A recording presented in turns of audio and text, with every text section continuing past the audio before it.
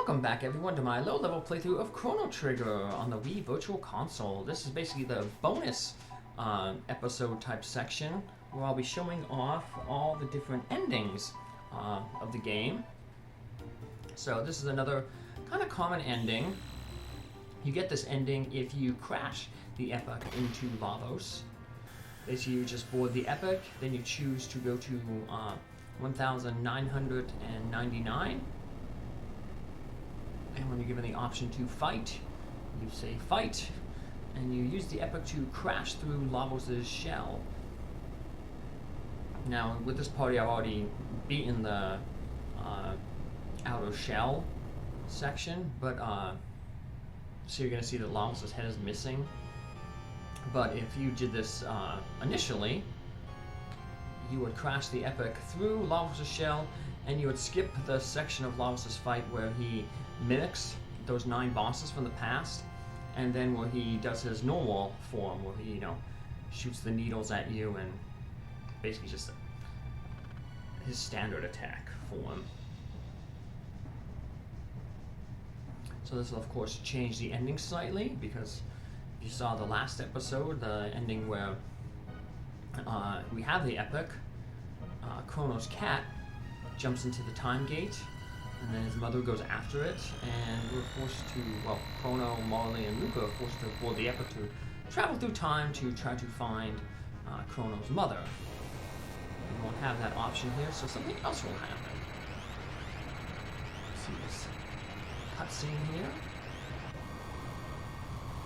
And I guess to prevent a soft lock, if you crash the Epoch into Lavos' shell here, when you're going to be inside Lavos, there won't be a save point, and there won't be a gate to take you back to the end of time, like you saw when I did the low-level playthrough. So yeah, it's basically a one-way trip. We crash, and we have to go take out Lavos. But it'll be easy to take out Lavos because this is I played through all these endings with my maxed out party. You see Glenn is, I renamed Frog Glenn. So yeah, all my characters here are level 99. For the most part have, maxed out stats. Luke has maxed out magic. Frog, Alia, maxed out power.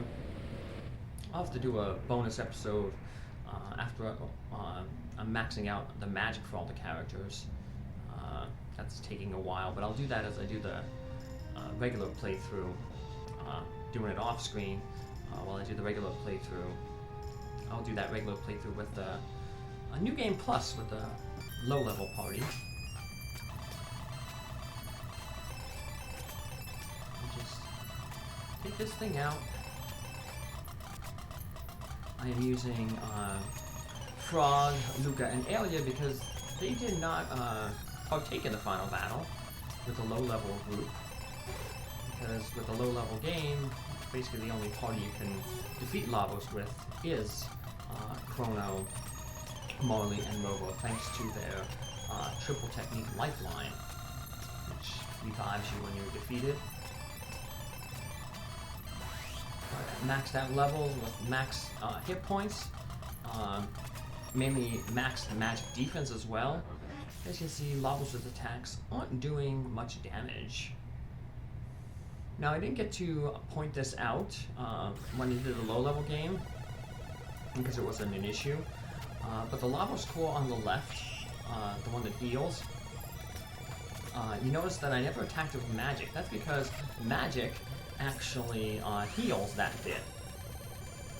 So I never used something like Robo's Shock Technique or Crono's Luminaire, Marle's Ice 2 to try to damage all the bits at the same time. Like I said, it would just heal the left bit up.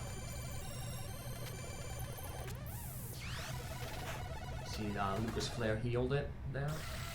And I just used magic there because, I knew that the bit was pretty much close to being defeated.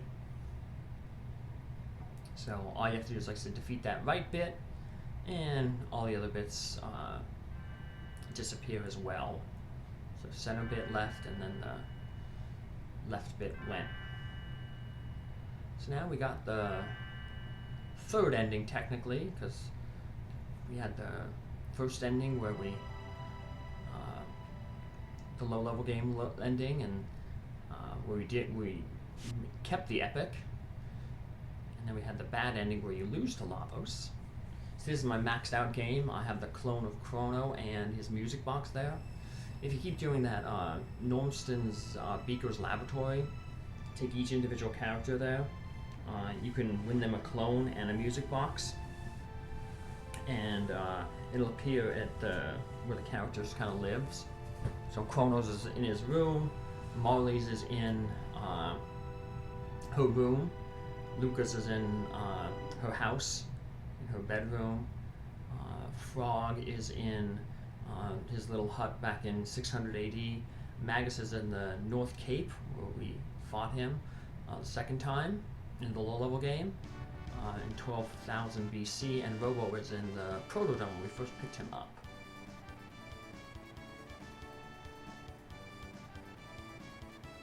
I didn't really mention too much here when we're going through the low-level ending, but basically we learn here that basically all these main NPCs that we interacted with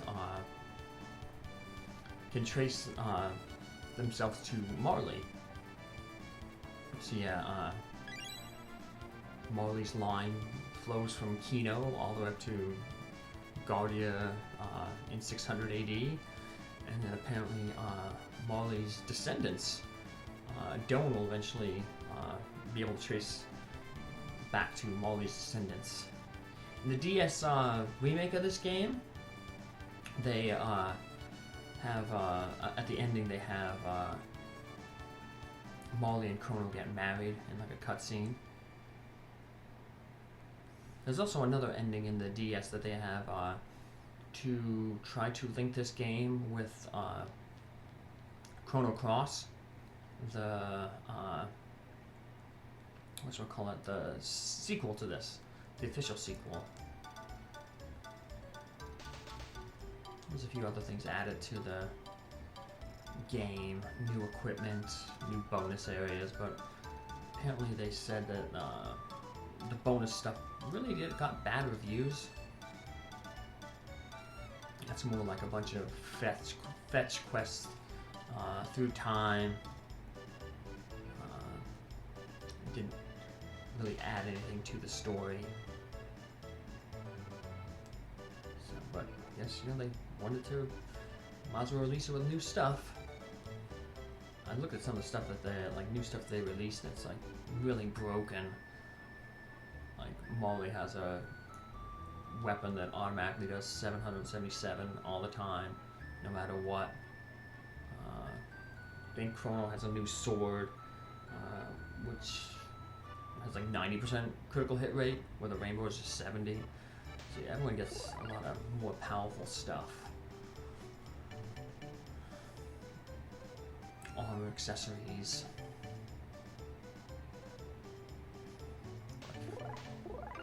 Let's head on up to the DS. One thing, they have like a mini game. Since we've been on the subject of the DS remake, they have a mini game that you can play before you even actually play a regular quest. And in that mini game, you can actually win wallets. So you can actually do a low-level game in the DS with even lower levels than I have here in the Super Nintendo version, or the Wii Virtual Console version, which was based on the Super Nintendo version. I don't know if it would be easier or harder though, because even though your character will be lower level, you know, Marle will be level 1, Lucca will be level 2, Robo and Frog and Aeolia will just be at the levels that they join. No one will ever gain any levels because you have the wall from the beginning, but you'll be able to unlock more techniques. And as you saw, like just in this playthrough, techniques basically made the game a lot easier. Once you unlocked all those techniques, you know, bosses became a little easier. So, made up for the lack of good equipment that we had. So yeah, I wonder how, you know, big roadblocks were basically in the middle part section of this game. You know, you had Slash, Magus, Nisbal, that whole section there was pretty tough. You know, with Nisbal would be much easier if you had, Lightning 2. With Slash be easier if you had, more different techniques.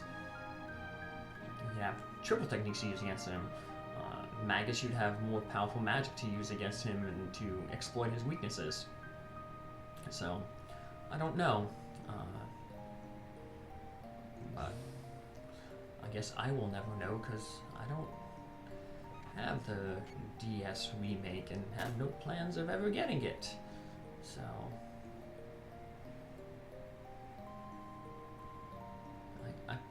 for the most part, I tend to prefer games not their remakes, the originals. That seems to be, that's how the developers made them, Sometimes when you go back and try to add new things to something, for whatever reason, you can ruin them. I mean, look at like the Star Wars special editions. Other than maybe the first one in the space battle that they redid, the Battle of Yavin. For the most part, most of the improvements, I'm using little air quotes there, make the original trilogy worse. Weird CGI just for CGI's sake. Return of the Jedi, the weird dance in Jabba's palace. So much better when it's just size snoodles on the puppets just playing the instruments. They didn't have to add the weird CGI creatures or the weird CGI mouth to the Sarlacc. So, let's get back to Chrono Trigger. I saw the gate closed, everybody left, and because we're on the Epoch to go chase after Crono's cat and his mother, well, the cat and the mom didn't go through the gate. Instead, we get this scene here where Marle heads down to help her father. Now with the Epoch, we had a reason to basically strand the king there. So the king was stuck putting up the Nadia's bell, and got stuck there and then called for help from Tabin. But since Marle didn't have a reason to run off, she put up the bell. Didn't have an issue putting up the bell, but I mean, those balloons are heavy enough to lift up that metal bell, which probably weighs a lot more than Marle and Crono together. So Marle started floating away, and just like Crono, the hero that he was at the beginning of the game, when he leapt right into the telepod to rescue Marle, not knowing what was going to happen, Crono took it upon himself to try to rescue Marle here on the balloons. And he has this little adventure. They just float around the world. And because we don't have the Epoch, we won't be traveling through time to see our party members, but we kind of know what they did. Alien Kino fly around there, pterodactyls, Robo and his Atropos, that pink Robo that we met in the Genodome. They were hanging out on the mountain together. That screen is taken from Mount Dodora, where we got the Masmium. Frog is back with King Guardian and Queen Lene. So, yeah, everything is dandy.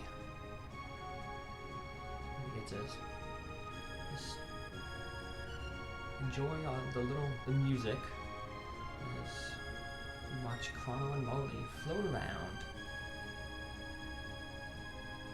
So yeah, the music, especially I like this song. Very fitting. Most of the music is really fitting. Really good soundtrack. I know a lot of people praise the characters, the likable cast, the story, but the music is definitely also helps make the game so memorable as well.